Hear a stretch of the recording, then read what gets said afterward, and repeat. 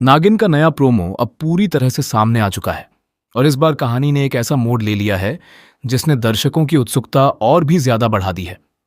Promo में दिखाया गया है कि अहाना अब एक बिल्कुल ही अलग जगह पर नजर आती है और उसका लुक भी पूरी तरह से बदल चुका है। वह पहले जैसी नहीं रही, बल्कि एक फ्रेश और रहस्यमयी अंदाज में दिखाई देती है, जिससे यह साफ समझ आता है कि उसके साथ कुछ बहुत बड़ा हुआ है। सबसे हैरानी की बात यह है कि अहाना ने अपनी पूरी याददाश्त खो दी है।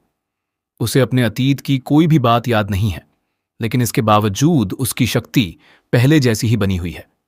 वह कमजोर नहीं हुई है, बल्कि पहले से भी ज्यादा पावरफुल और खतरनाक महसूस होती है। उसके अंदर एक अलग ही ऊर्जा दिखाई देती है, जैसे उसके भीतर कुछ ऐसा छुपा हो जिसे वह खुद भी पूरी तरह समझ नहीं पा रही है।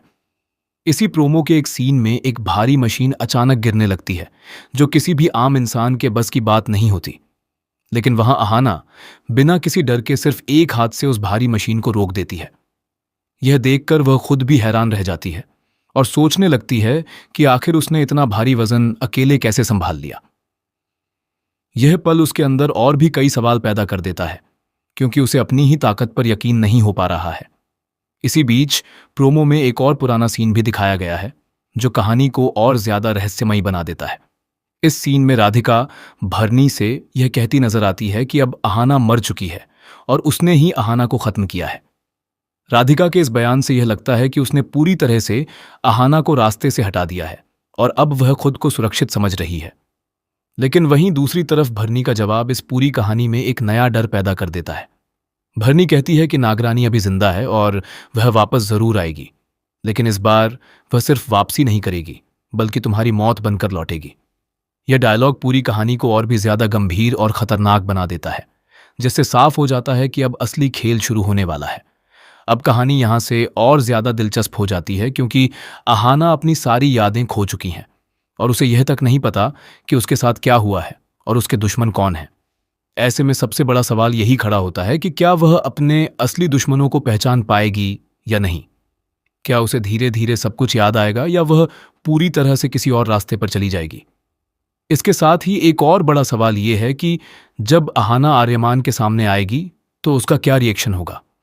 आर्यमान भी पूरी तरह से परेशान दिखाई देता है, क्योंकि उसे समझ नहीं आ रहा कि अहाना के साथ आखिर हुआ क्या है। वह यह जानने की कोशिश में है कि अहाना की हालत ऐसी क्यों हो गई है और वह अचानक इतनी बदल कैसे गई है।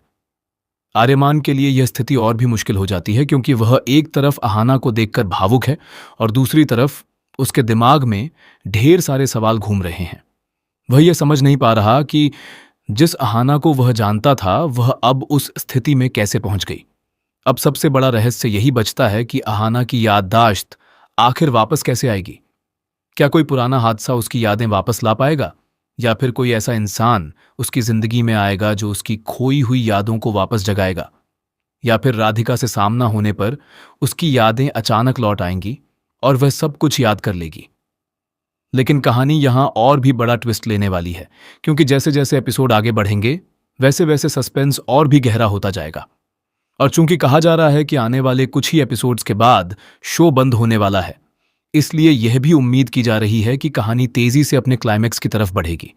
इसका मतलब यह भी हो सकता है कि बहुत जल्द अहाना की याददाश्त वापस आ जाए और वह अपने असली रूप में लौटकर अपना बदला पूरा करे। उसके अंदर जो बदले की आग है वह एक बार फिर पूरी तरह से भड़क सकती है और वह अपने दुश्मनों से हिसाब चुकता कर सकती है। कुल मिलाकर आने वाले एपिसोड्स में बहुत सारे ट्विस्ट, सस्पेंस और इमोशनल मोड देखने को मिलने वाले हैं, जो दर्शकों को लगातार जोड़े रखेंगे। नागिन की यह कहानी अब अपने सबसे अहम पड़ाव पर पहुंच चुकी है, जहां हर किरदार की किस्मत बदल सकती है और हर सच सामने आ सकता है।